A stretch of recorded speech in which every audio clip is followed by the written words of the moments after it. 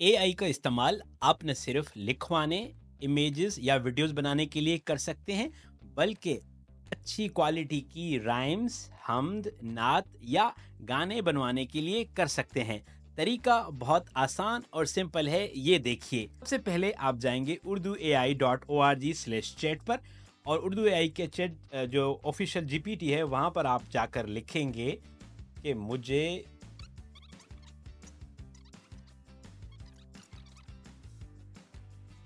Okay. सो ये हो गया स्टेप नंबर 1। आप यहाँ से ये कॉपी करेंगे और आप आएंगे suno.com पर। यहाँ पर क्रिएट पर क्लिक करेंगे। क्रिएट पर क्लिक करने के बाद आप अपनी पोएम यहाँ पेस्ट कर देंगे और नीचे जो स्टाइल ऑफ म्यूज़िक है वहाँ लिखेंगे राइम ऑफ फॉर चिल्ड्रन और यहाँ पर लिखेंगे जो टाइटल होगा वो आप देंगे। फिर आप क्रिएट पर क्लिक कर देंगे।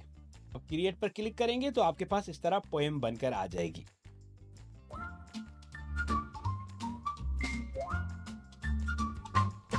फरूरी छोटा प्यारा महीना फूलों से भर दे हर एक। ये दूसरा है। मार्च में आया।